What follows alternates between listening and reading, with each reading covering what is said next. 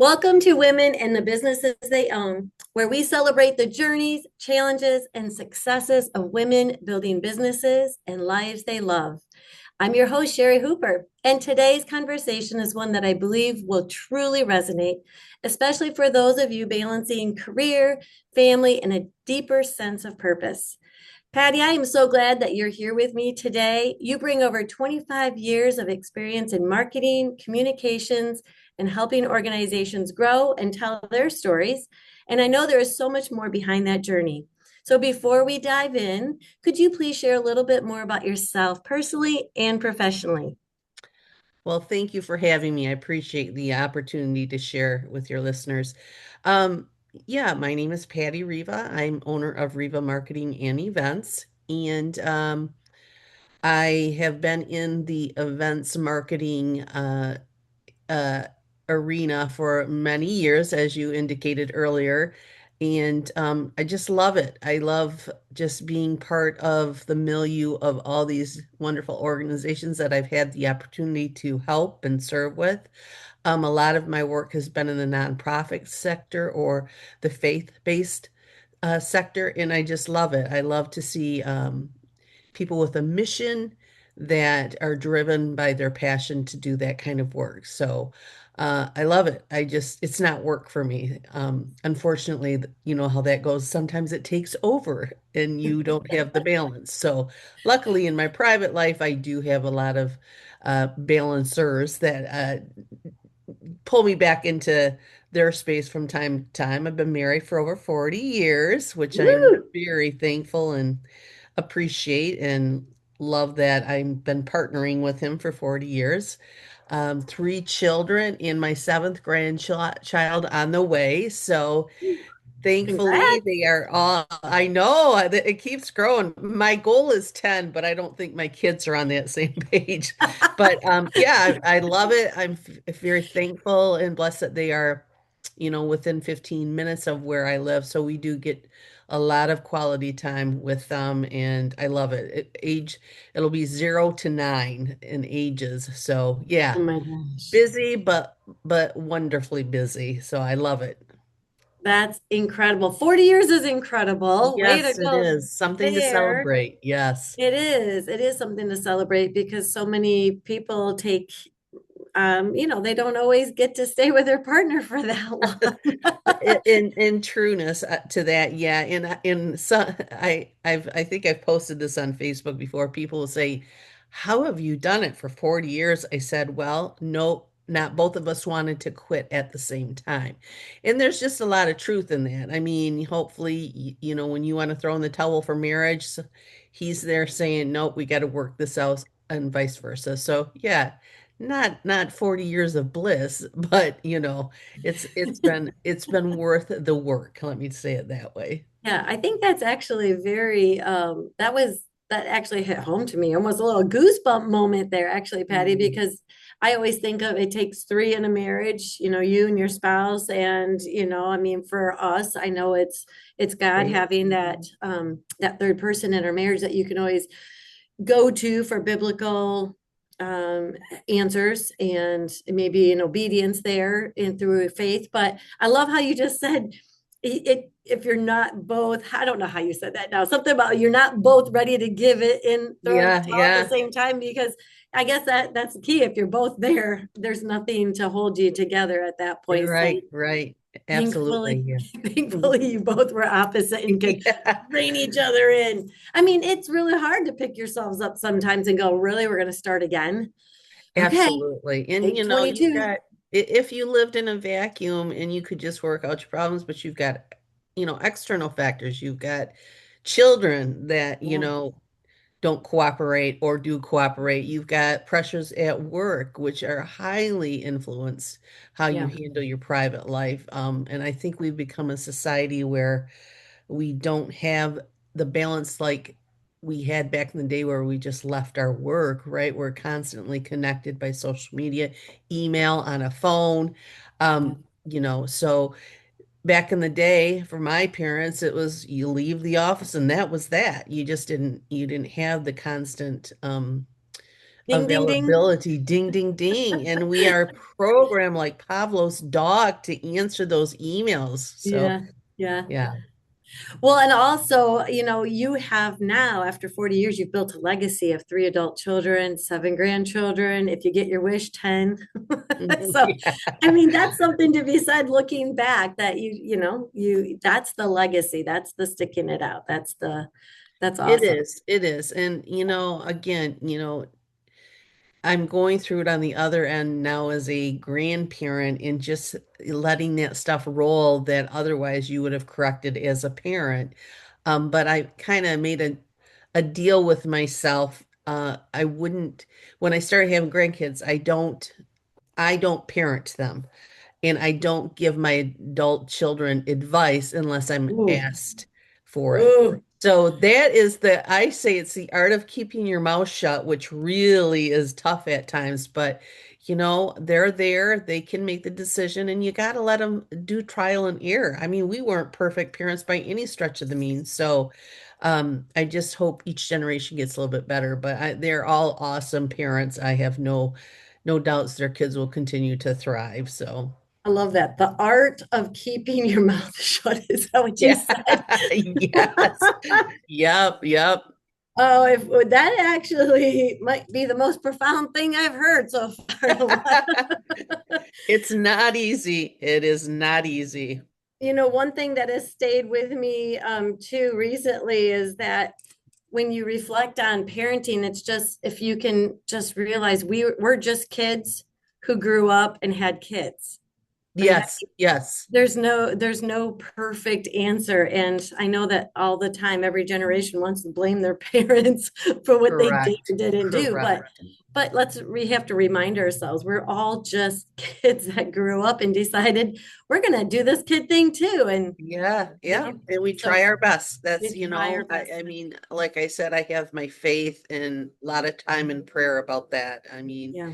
many tears over children and even jobs. I mean, let's be real. There's a lot of times that, the stresses of our job, are hard to handle. It's Yeah. just we invest so much of our time away from our family in our jobs that it becomes part of us. And it's Hmm. hard sometimes to separate even those emotions of, the stress that those jobs may cause. Absolutely. Well, so how long is Riva Marketing? How long have you had your company? Well, I was smart and started Riva Marketing and Events right before COVID hit. Oh, you were smart. Good for you. Yeah, it was a great time to go on your own. And I had toyed with that. Just I had so many people to encourage me, just, move on and do this and be able to explore the areas and the passions that I have and what I wanted to put my time and effort into. So actually, it was kind of cool where there was nothing I could do. Nobody was meeting, right? Yeah, You couldn't go out. right. And I honestly think you are one of the first people I met after COVID and talking about my business. Remember, we met Yeah. downtown at a Yep. coffee shop outside, of course. Outside. I think that was like in August of 2020. And it was kind of a blessing where I couldn't work. There's nothing I could do. It's the first time I slept the greatest in my life and had time to just walk and read and reflect. And I didn't really even do a whole lot of planning, to be honest, during that time. I'm kind of a jump in with your feet first.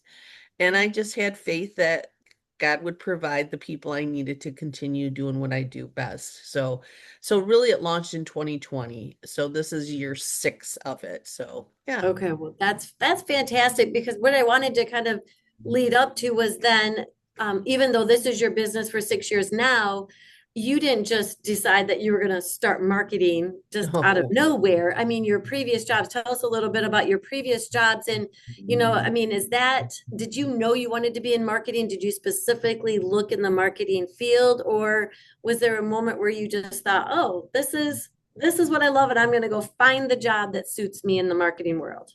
yeah, it's interesting because I graduated from Grand Valley and I took a Oh, marketing, Lakers. yeah, go Lakers. I took an advertising PR class, I think it was called, many moons ago when I think there's three buildings on that campus. But the prof there I loved, and forgive me, I don't remember his name, but I thought he had worked in some high-end ad agencies, I think in Detroit or Chicago, and I think it was I just loved him. I just loved him, and he really made it inspiring. And then the class traveled to some like PR gig thing in Detroit, and um I remember one of the kids, it must have been he was at least 21, wanted to be part of the milieu, so he ordered a martini, and that it was the worst thing. And the prof came over, that his eyes must have showed him, and he goes, "Would you like me to take that?" And he's like, "Yeah, yeah." So, but it was just exciting to me, and I just thought, that is where I could make a difference, in kind of my previous jobs. I've done all of that marketing and PR work. I've done a lot of work with development because it's been the nonprofit sector, helping people, strategize and funding, but also a lot of events. And that's really where I think that my passion was and continues to be too, is, doing events for 200 to, I've done them for 10,000. So, and I just loved it because it didn't ever really stress me out.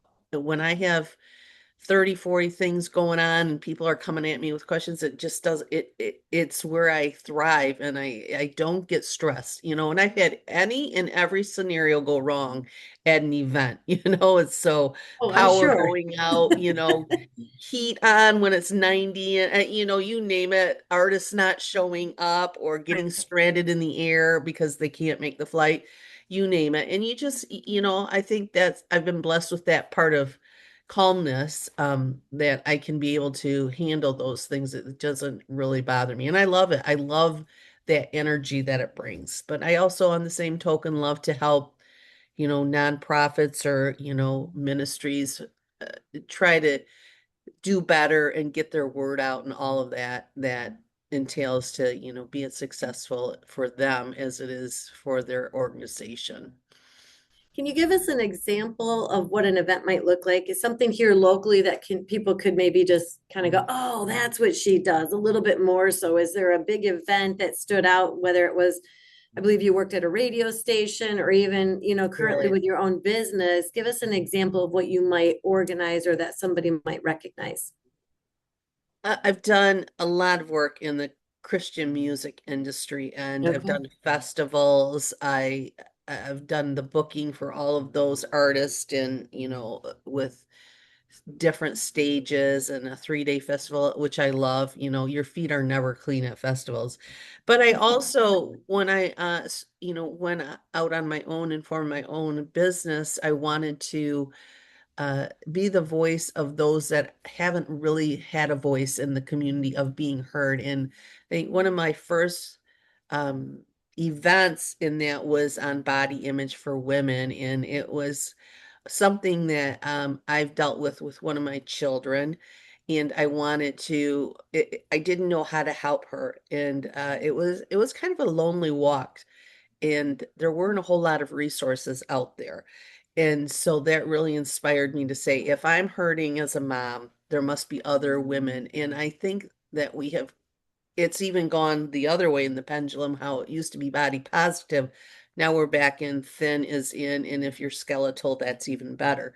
So that was really profound in my first launch of that product, and having somebody come in and talk to him about body image and really what it all means, and how you have these internal dialogue with yourself that really is the motivating factor, and how to navigate all that. So that to me, and then I continue to do work in that area, for helping women and children are really my strong passion and desire. Parenting issues, those types of things.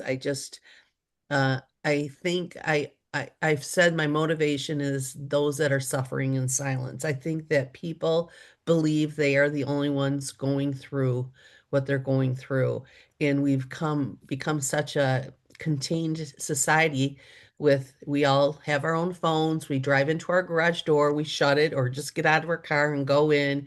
We don't have that community like we used to have. And I have a friend that's a psychologist, and she told me this very early on that the number one thing that she gets from her female clients age 35 to 55 is they have no friends, that they're lonely. Oh. And I think that if you really dig down, you can understand why that is because you give everything to your job, you give everything to your family, and moms are always last, right? Or Mhm. women are always last. They always feel like they can just get that one more thing done.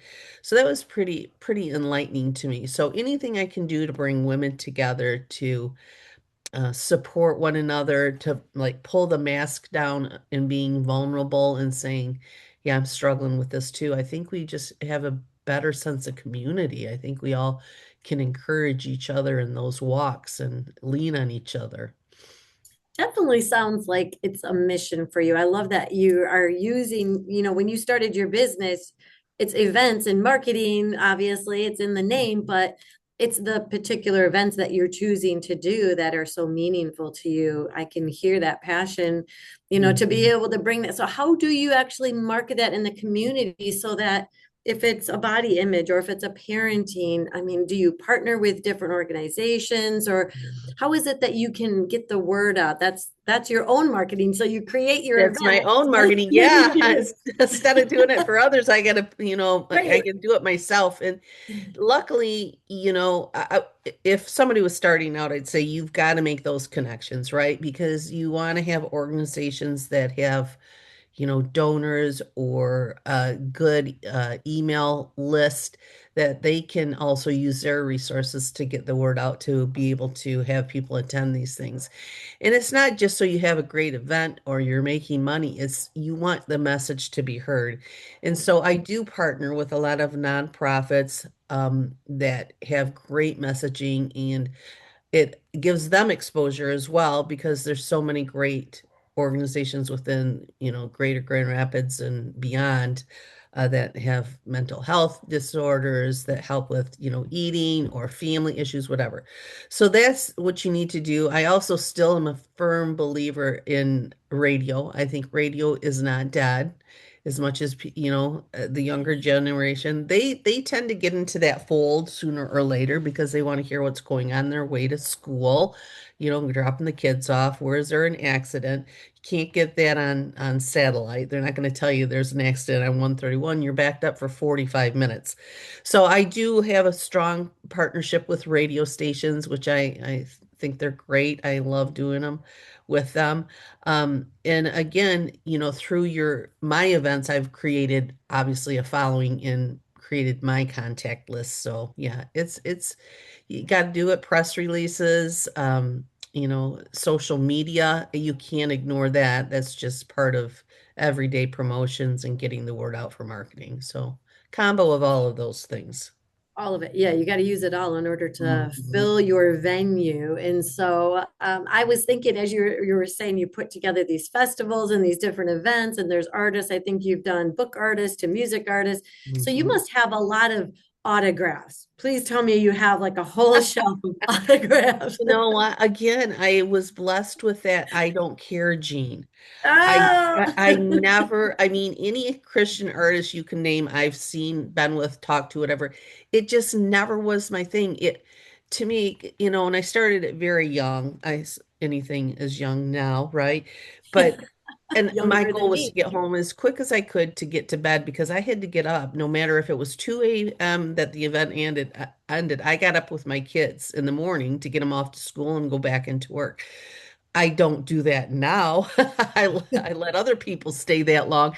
But, so that was never really my goal to, and I mean, many, many times they've asked, would you like a selfie or a picture with me? And I'd say, no, I'm good, but thank you. So I finally, after years and years of doing this, I worked a festival and I had an artist asked if I wanted a selfie. I said sure, and I posted it. And I had so many friends that commented on it. I can't believe you did that, that you posted it. So it was kind of tongue in cheek, but and it's not because I'm better than them. I just think they're wonderful people. I actually have more interest in getting to know the managers and the sound tech people and all that. And you really need to befriend them because they're the ones that Sure. hold the keys. So, um, you Well, know, honestly, the photos help me remember. That's why I'm yeah. always like, oh, yeah, remember when I did this? It's not necessarily who they are, but yeah, I was there. I did this.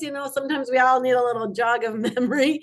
Yeah, I know it. But you're so busy too at those events. It's Yeah. very rare that you get a chance to get I your. think I would have gotten the autograph and then put that CD or book as a gift to somebody, and they would have thought, like, woo.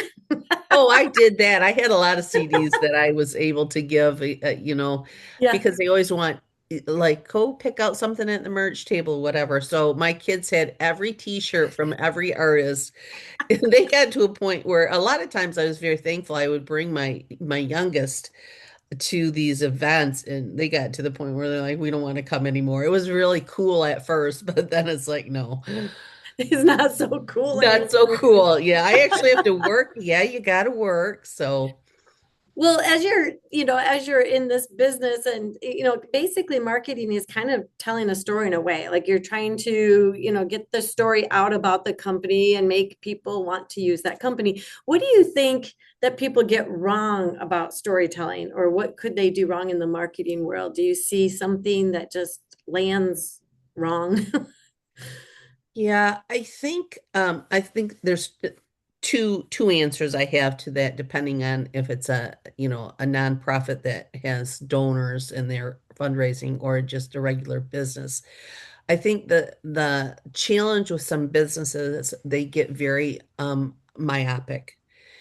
They think that their product is the best thing on the market and therefore everybody else should enjoy it as well. Well, you may need to explain what your product is, so you get so immersed and involved in this that you start to lose sight of external factors or how people actually perceive your product or your service. So that's hard, especially, I've given birth to my company, and for somebody to come in and say I need to make some changes, it's like talking to my child, what are you saying about my baby? So, to get, especially a lot of business owners have blood, sweat, tears, financial investments in their businesses and have worked very hard to get them off. So that can be a challenge to get through to them to like change their site into another way of looking at it. So no, for nonprofits, it's sometimes not telling your story enough. They think that they are, but they're not. And to have others tell your story, so you get them to understand that that's great if I talk to you about my ministry or my nonprofit, but if I have my donors doing that, if I have people excited for the cause that are able to, talk to other people about that and say what great things they're doing in the community, that's powerful. Yeah. So a lot of times I think, especially the faith-based one, it's almost like that. Oh, we don't brag. Well, you need to brag because you're doing wonderful things in this community. And the same thing for any nonprofit. You got to tell your story. You think again because you work in it every day, you eat it, you drink it, you sleep it, that everybody knows about you. And it's not the case. I did an event when I worked at the radio station. This is an example. It started before I started it. So it had been going on 25 years plus. And everybody say, oh, these people come year after year. They've got generations that come. So I started, okay, let's really see how many have gone. It was amazing to my staff, the staff, to see when I had the MC who's here for the first time. Over half, over half of the audience were there for the first time. So the perception was it's the same people coming over and over. So again, that just shows you that, just because you assume it doesn't make it factual. You have to gauge it. You have to do some research, market research, figure out what's going on, what's not going on, and that takes a bit of time, but it's wonderful to do because then you have a path to follow, a strategy, and help you get through what you need to for success in your organization. Yeah, that's true. I mean, I think that is probably assumptions. What do they always say about Yeah, assuming? assumptions. Yeah, I What do know they that say about one. assuming it makes a, Yeah, out of can't say you. it, it Yeah, makes a big yeah. butt of you. But you do, you have a lot of, especially again, these mission-driven ones, people are working for peanuts mostly in the nonprofit True. sector and Yeah.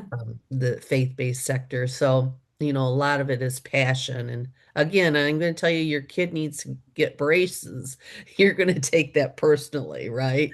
So it's an art form. You got to walk along with them. You can't just come in with your gun slinging and say, you got to make all these changes. You got to do baby steps and hopefully get on the same page. And it's wonderful when you see the client go, we get it now. It's just beautiful. It's just wonderful. So.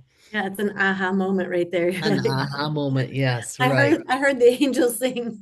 Oh, Yes, it's like, why can't they understand? But and we got all different personalities you got to work with. So, yeah. Well, so how has your faith, actually shaped the way you approach both your work and different relationships over the years? um, I'm not, I don't, I'm not afraid to talk about my faith, Sure. when asked. And it's really been my guide. I don't know what I would have done, to be honest, without my faith through my marriage, through my children, through my career. Because again, just because you have faith doesn't mean everything's going to go well. But it's that core of belief that there's going to be a tomorrow and that many times you just surrender. I can't do this on my own, Lord. I have said that so many times. Or what would you have me do with this? And when I pray about that, sometimes it's a great immediate response. Yeah. I- I'll lose a client or I'll get another one, or it's a wait. And I'm like, did you hear me? But it's just where I turn. That's the first place I turn, right? It's not the manual, it's not Google, but it's talking to my Lord and saying, where do you want me to be in this spot? And I have never really found anyone to be offended. Like I generally, if I'm out with a client, I'll ask if I can pray for the meal. It's just little things like that. And I've never had anybody say no. They're like, Yeah. oh, yeah, please, that would be nice. So, that's it's just part of who you are. And it's obviously taken practice. I've been a believer, a Christian for a very many long, long years, but you still have your doubts at times and you got to keep on, putting it forward and praying.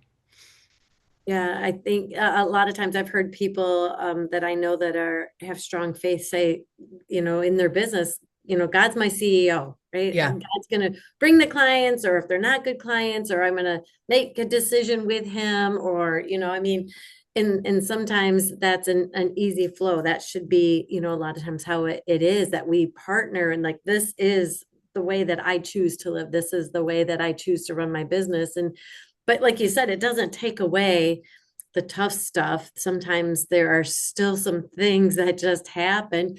I find, and I'm just gonna, this is just me. I find that if I'm talking to you or a client or a friend and there's turbulence, I mean, most of the time I'm going to say, let's pray, or have you Mhm. prayed, or have you done? And then I find myself like, well, where's my friend? Because I forgot to tell myself. I forgot to tell my, like, Right, sometimes I go to God and I'm like, oh my gosh, I should have done this a week ago. Why can it come so first as like a second nature to tell somebody else? And sometimes it's like, wait a second, I forgot to go to him and pray about that. That should be, I don't know, we just kind of move so fast all the time that right. Absolutely. you have to, Yes. excuse me, you have to pause, right? And you have to just be able to think, what's my next move? Well, go to God. Right, right. And Yeah. again, you're not, it's not like we're gonna go to the Lord and ask what I should have for lunch every day. That's not what we're, Right. but we do tend on the big things go to him. But you know, Mhm.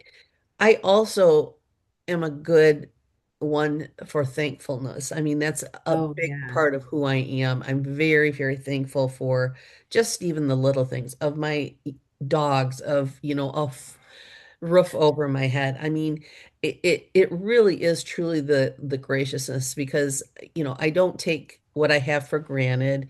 I don't take the friendships I have, or, even being blessed with grandchildren. I don't take any of that for granted. And I think a thankful heart changes who you are, right?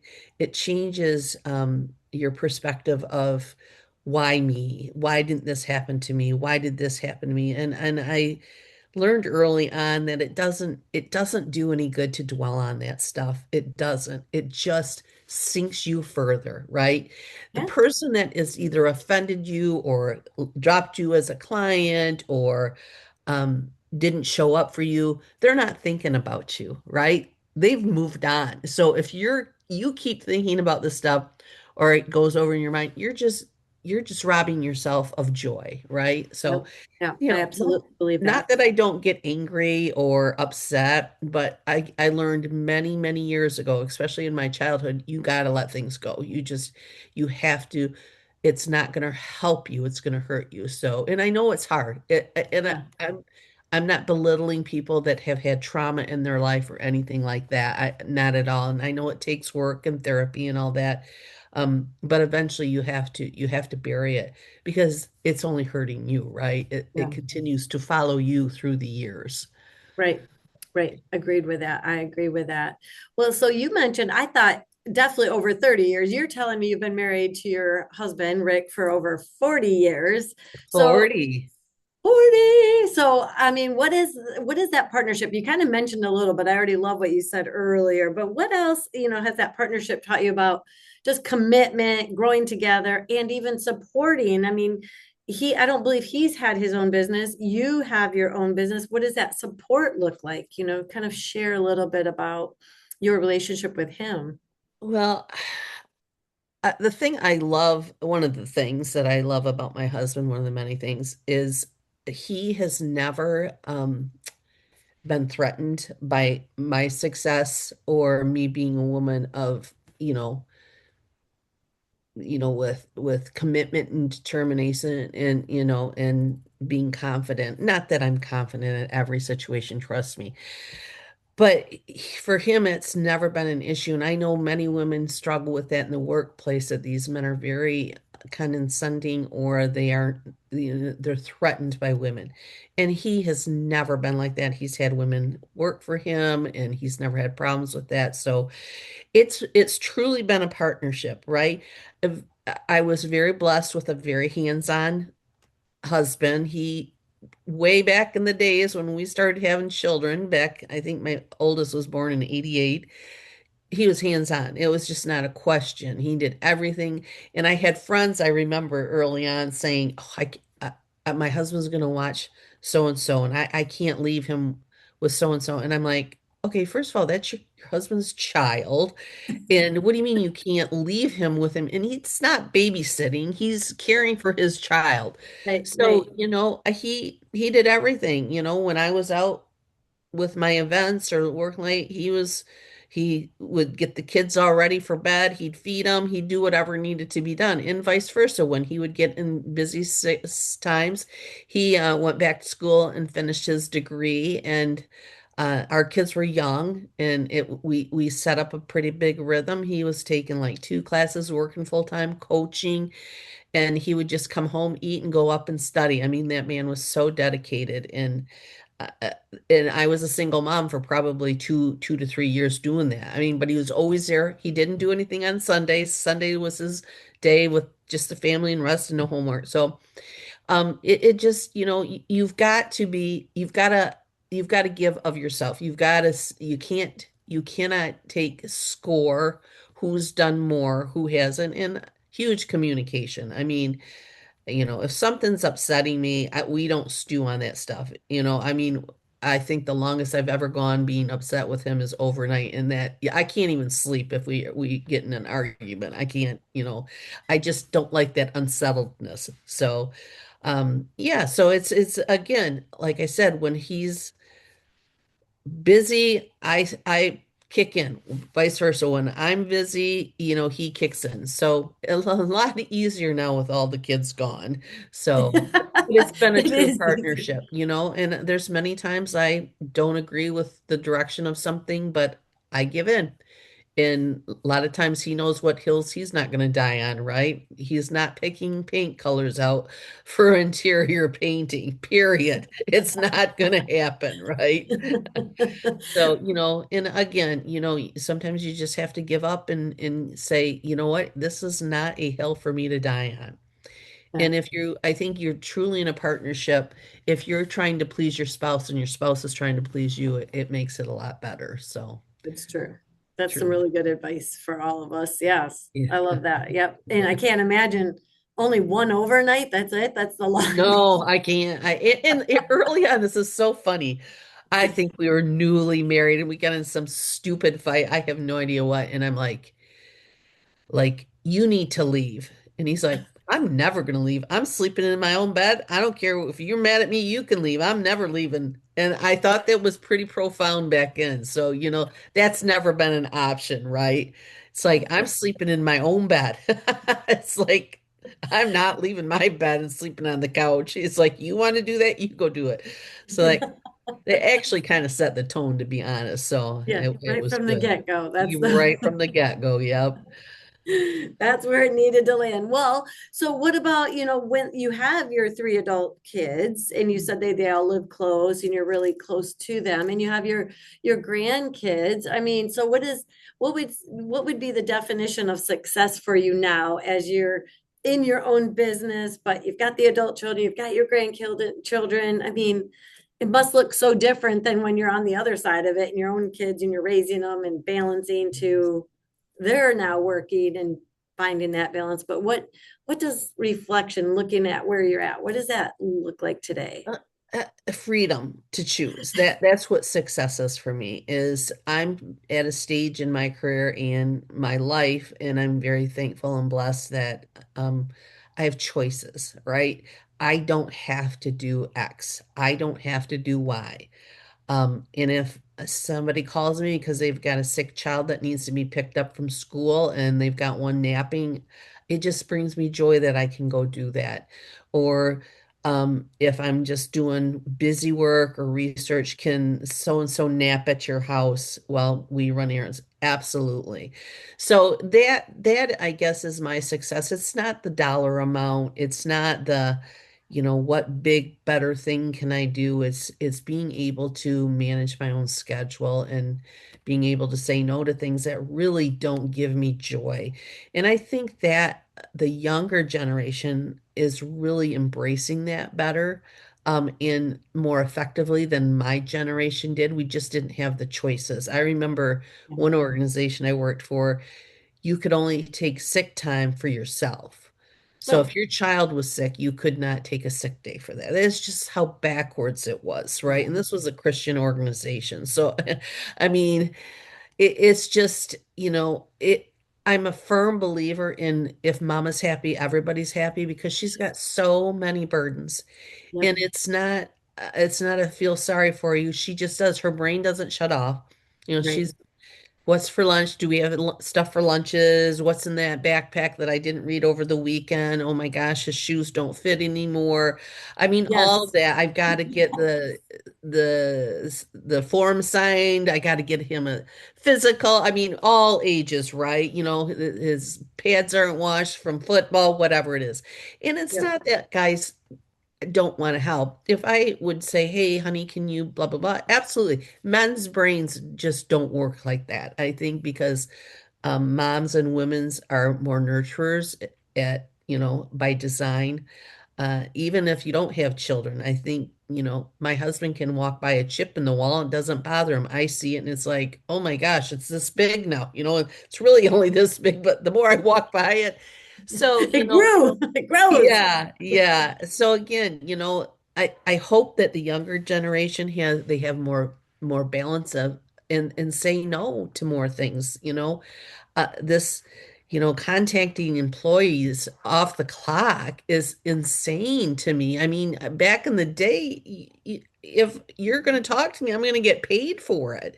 So I welcome those boundaries that the younger generation are setting up. I like the flexibility. The work-life balance, I think, is an ongoing discussion we need to continue to have.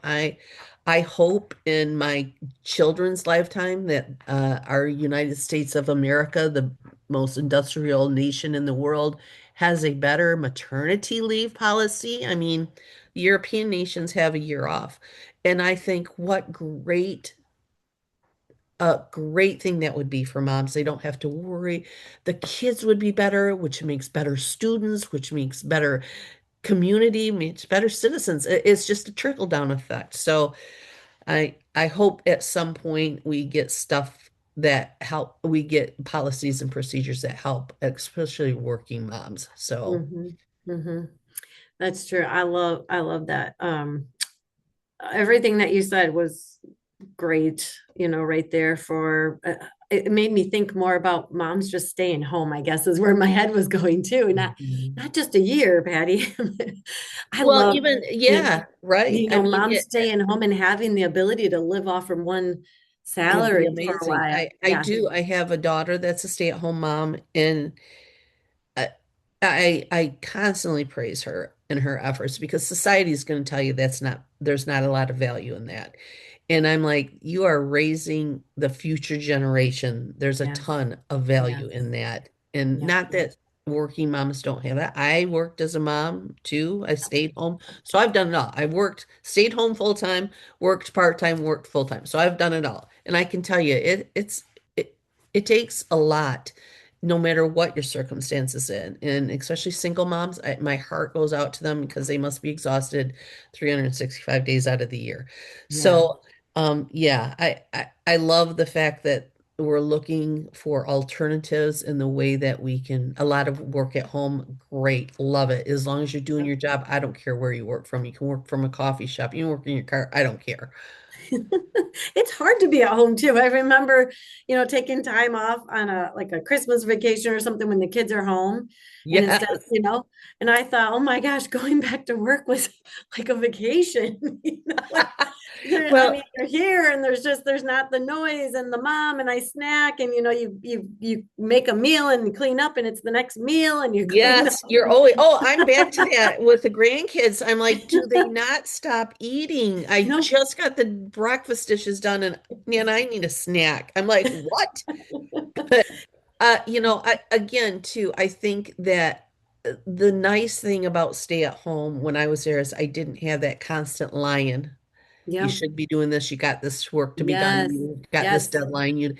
And that was joyful. And that reflected on how I cared for my children of just that more relaxed. If we don't want to get dressed today, we can stay in our PJs till Oh, dinner time and PG have day. pancakes. I don't care. That was the beauty of it. So Yeah. um I Yeah. that I did enjoy. That part. I like that. I'm already thinking about Saturday. I might try that. I know, right?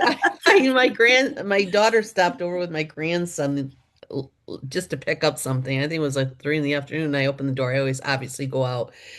And I said, you still in your pajamas? Yep. I go, good for you. Good for you.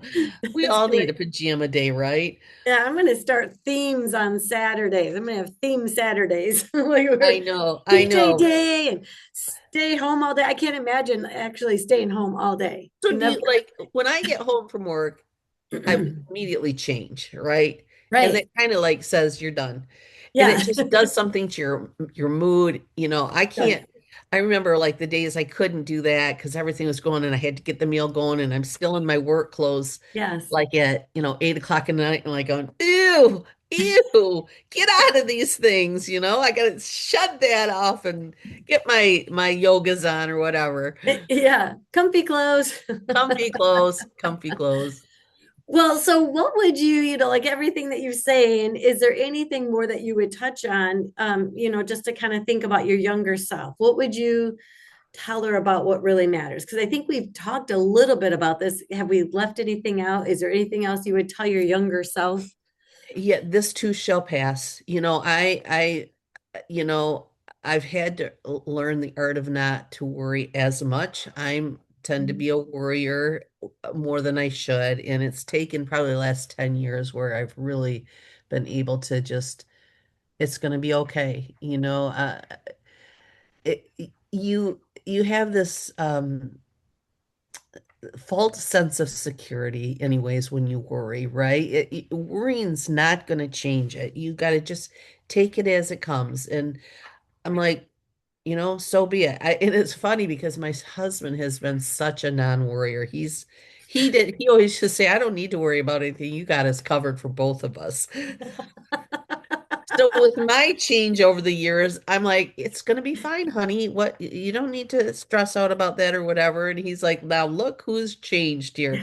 So again, it's taken a lot of effort and time and prayer. Obviously, I've read every, book on worry and how to give it away. Joyce Myers has a great book on worrying. And then I I'd go through it with a friend and then we'd talk about it and then we start to worry about something the next day. So it's like you just contradicted everything that you just were taught, right?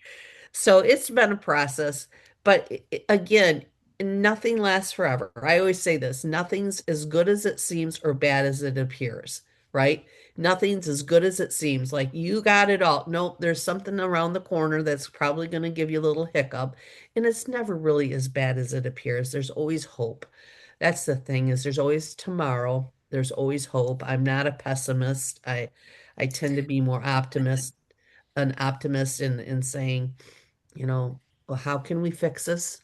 What can we do? So, and I would continue to surround myself with really supportive, especially if you're a woman, other women in your circle that, can walk alongside you. I've had for years, and we've become a really tight group. We have a Bible study together, and it's just nice to be able to share those experiences with other women and be able to say I really failed at this, and can you pray for me? I did this badly, or what would you do in this situation? So I would always encourage women, as much as their schedules are hard, get with somebody that you can life with, right? That Yeah. another woman that understands what you're going through. That to me is a really big part of being able to face what comes your way.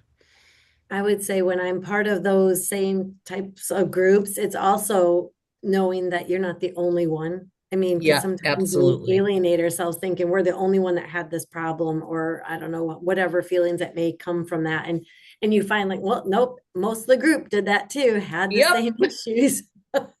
absolutely. I think what's really important though is getting into a group that is going to support, encourage, and lift you up and not always give you the easy out, right? I mean, Yes, sometimes yes, those groups have to be able to not just say, hey, marriage is tough, go, be done, but because we've talked about marriage already in this podcast, but somebody that would say, pray about it or go to him or find ways to communicate, not you really want somebody who is going to walk alongside you and help you through the tough stuff, but in a strong faith-based way, right? And that's one of the things that I think that's been important to me, is not yes. always the easy solution, but walking beside me to get through the tough aspect of it. Oh, right. And to, be transparent enough. I think it's like who's going to be vulnerable first, right? In these Hmm. relationships that you Yeah. have, especially woman to woman. I think that social media has really distorted authenticity, right? It's just shot. Nobody looks that nice. Nobody has that perfect life. That's just a bunch of junk. Yeah. And, here I am, piddly old me, I'm cleaning up dog crap in the backyard. Well, how should I post that, or should I be on, Well, TikTok saying this is a life in my day? No. And so you start to devalue you. You start to yeah. understand that everybody else is having a better life. Everybody's happier, everybody's thinner, everybody has more money. And thankfully, through my career, I was able to travel quite a bit to underserved countries, and we have nothing to complain about in this country. I mean, I've seen the poverty at its worst, Mm. and that has really grounded me. I think that's where my like I said earlier, my thankfulness and my gratitude has really grown through those experiences. So that is one thing I've always told my children. If you are wallowing in a problem or your problem is so big, go. Just go. Go serve, go clean, go do something where you are less and they are more. When you put yourself in a position of doing for others, your problems become smaller, smaller, smaller, smaller, and you see really how much gratefulness you have even in the midst of your storm that you're going through. But Yeah. serve, there's so many organizations in this area that need people and volunteers. So stop thinking so much about your problems. Stop thinking so much about how life is bad and, go serve, go do something. So that's Mm. helped me tremendously. That is huge. I think that is something that we can all take away in that moment. So Yeah. tell us two things before we transition here to the lightning round. But tell us, what is your website, and do you have an event coming up that people could look on your website and see what you're doing, and if they're interested in attending? My website is Riva Marketing and Events.com. Pretty easy. And then I'm currently planning. I Okay. launch, yeah. So I usually take the first quarter and plan and then I'll launch. So getting close, but not quite there yet. Okay, So so can't share those ideas yet, but yeah, people go well, to the and a website. lot of my events go through my other part of I've got Riva Marketing and Events, but I also have Embracing You events. That's where Right. I run all of my events through. Okay. And that was birthed out of my desire to help, right? A lot of women and children and Yeah. marriages and all those good things. So coming soon Coming to an event, soon. coming soon. Perfect, perfect. Well, before we continue, if you're enjoying this conversation, I'd love for you to take a moment to subscribe, like, and share this podcast with someone who might need to hear it today. Your support also helps continue to share these meaningful stories. And Patty, if you go in the backyard and pick up your dog a doo doo, I will like it if you post it. I appreciate it. I just did it earlier this morning because I have some yard work the being done. the So day in the life, hey, we all have to do it. I've just yeah, never yeah, seen it's anybody part of post life, it. right? It'll be Part of right life. next to that perfect plate somebody just posted of what they had for dinner. Correct, correct. That they're probably not going to eat, right? I wouldn't. I think I'd change my mind. Okay, Agreed. so here's the lightning round. What's your favorite color? Oh, royal blue.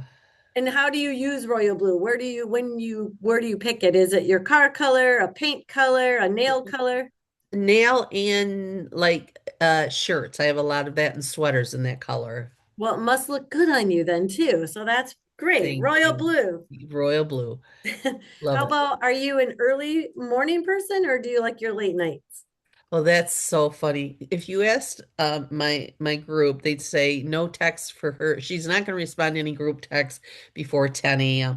I am a nightlife person. I am a night owl. That played very well for my events, right? Yep. I literally get my stride going about 2 or 3 in the afternoon, and I could work until 9 o'clock at night. So, 10, 11, whatever. My husband still, come on, stop. But that's when I jam. He's got a golf night starting in the spring, obviously through summer, and I just love it because I just play my music and just crank on stuff. I absolutely love it. So yeah, I am a night owl for sure. Perfect. But Perfect. Welcome to the club. if you call at midnight, chances are I'm still up and I can bail you out of whatever jam you're in. So just Okay, an great. FYI. To our listeners, think about that. She's your bailout. Correct. Correct. Well, what's your favorite vacation? Oh, Europe. Well, Europe. Europe. Yeah, What's your yeah. favorite country over there? Oh gosh, that's like saying who's your favorite child. Oh, I like, okay, well, Italy give me has my, three. yeah, I know. Italy has my heart. We've been there Okay. a lot of times. We have friends that live there, so we've really seen the nooks and crannies, but I don't know. I think Ireland's a close second. So, Yeah. yeah. You like those I countries. I do. I do. I do. Well, but I have not had a bad experience in any country that I've traveled, to be honest with you. So it just feels like home. The minute we started Yeah. traveling to Europe, it just felt like home. It's just the oddest sensation, but yeah. Oh, that's great though. How about your favorite way to spend time with your grandchildren? Oh man, we just brought them to Chuck E. Cheese's for spring break, and I loved it. Man, that is my jam. I just love the excitement and running from game to game. So I mean activities like that or crafts I do with them. I'm not I just I love it, but I also love just sitting there and, watching them. I don't We do games together, but it's not like I'm not a big sit and entertain you. You got to come along with the ride on those things. So we just yeah, anything like that or going to the mall, whatever. We just have a riot. It's fun. Oh, that's great. I knew you'd have all kinds of fun things that you do with them. How Yes. about how about what is one word to describe this season of life? One word. I've got E- one word for you. e- Let's see what you say. exciting. Oh, okay. I Yep. was gonna, I was thinking Patty's gonna say gratitude. No, exciting. I'm excited to see, my husband's probably going to retire next year, um, Woo.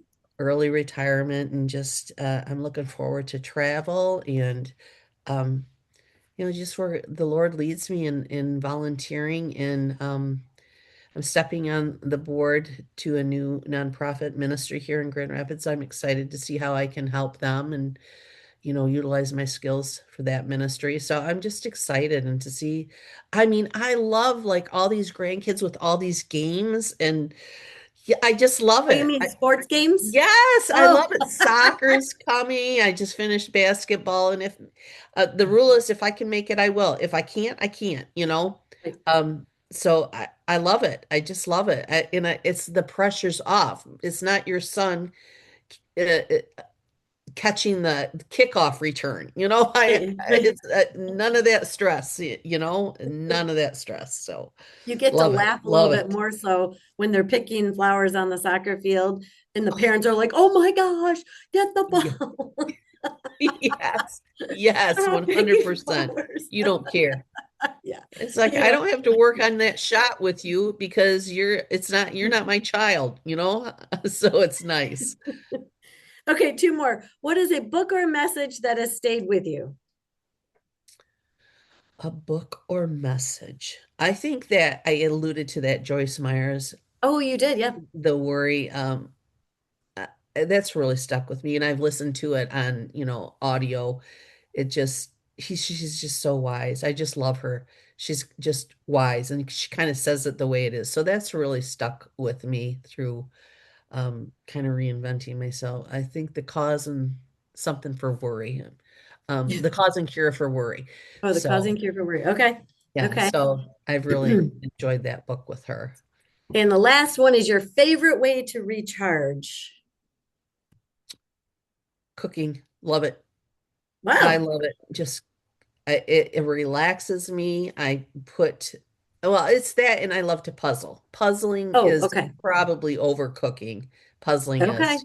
Yep. And Well, that's I have a neighbor that I found randomly on the next street. She was doing a garage sale, and I walked in, and she's a huge puzzler. So for the last couple of years, we exchange puzzles. It's wonderful. oh, So cool. yeah, I That's love to. nice. But I And it love keeps to. your mind sharp. It does, but I love to cook too. I just love to Okay. put the music on and just I love to cook. That's finding new recipes and I've got so many saved from TikTok. I really need to go through those. So You need to organize them. yes, yes. Well, Patty, as I sit here and reflect on our conversation, there was a couple things that really stood out to me and that I wanted to share with our listeners. So jot this down, listeners, if you are wanting to hear these thoughts and keep them with you. I, I always tend to pick something that's right at the end because it's easy. It's like I we don't just said blame it, of you. course. A lot of But talking, girl. well, so I wanted to go back to because I think there's several things that you said, and hopefully others that are listening will have caught some of these things too. And they're not all necessarily event related. It's not all your business related on some of these things that you said, but you shared a lot of wisdom with even marriage. I that one still sticks with me. I mean, you both didn't want out at the same time. So Right, right. that's the realization of marriage is it's not always perfect and easy, but the fact that you both hung in there at different times when there was an out and you're like, nope, this time I'm pulling you in, or this Yep, time he's yep. pulling you in. And that it's more profound than maybe it seems, but in reality, it's really good. That's what keeps us going. And in the end, we have this prize, we have this legacy, we have family, Yeah, we have our yeah. kids that are grown and get to say that I'm only going to one Christmas, or maybe their in-law Christmas, Right, right, and right. their grandkids, your grandkids are not going to, what do you call the step grandma? Like, Right, and not right. that any of that's bad, but to be No. able to get through that, through the tough stuff, and to have that legacy, I think is really cool. And then the other part is which the art of keeping your mouth shut. I honestly, Patty, you need to write a book. I do. I do. That's That's a what my great parenting, title. that's the parenting person I had for my event said that you need to really write a book. And it's, trial and error, trust me. I have failed many times at parenting and grandparenting. But it's just, if the difference is trying to learn from what your mistakes are, right? And if Yeah, you keep yeah, repeating the same thing over, then you're really not trying to make things better. So, that's yeah. true. Yeah, it has really been a zip. And it's so funny because my husband has learned that too, right? Okay. Because he'd say like you need to tell them, when we're talking about the adults with I said no, not going to do that. Neither are you because it it's their Neither are children you. to raise. Our rule is unless it's obviously physically Yeah, detrimental to the child, sure. we are not going to say anything. If you want to feed your child peanut butter midnight, that's on you, right? Right. So, They yeah. got the consequences of all those choices. So Yeah, I look back at my parent, the things we did. It's like we had one car seat for three kids. So now what do they expire after like 25 minutes or some yeah, ridiculous thing like that? right. Yeah. So it's like it's such a racket. It's right. So The book doesn't have to be long and profound. You could do a short version, like I would call it a purse size.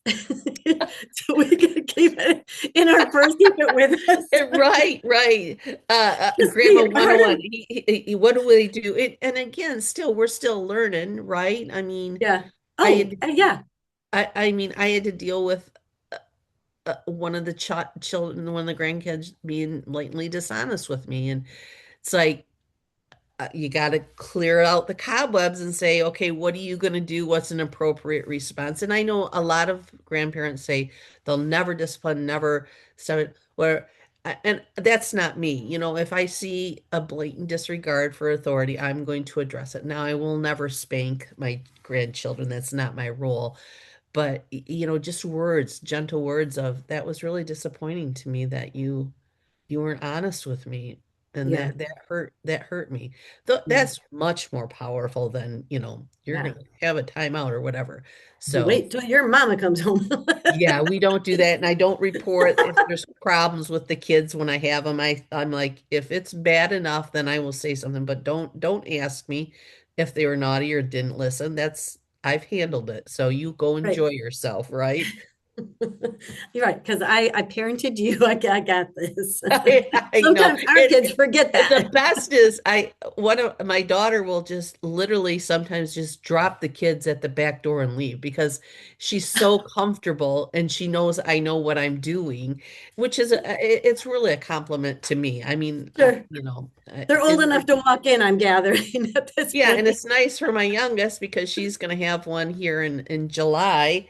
And she knows I've got six others that I've been, one of hers too, that I've been practicing on. So it's really good. Good thing.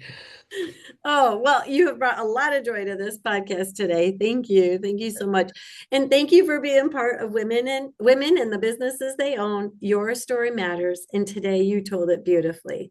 And to our listeners, remember, she came, she spoke, and she inspired. We'll see you next time. Thank you. It was great to see you and have time to share with your audience. Thanks. Thank you, Patty. All right.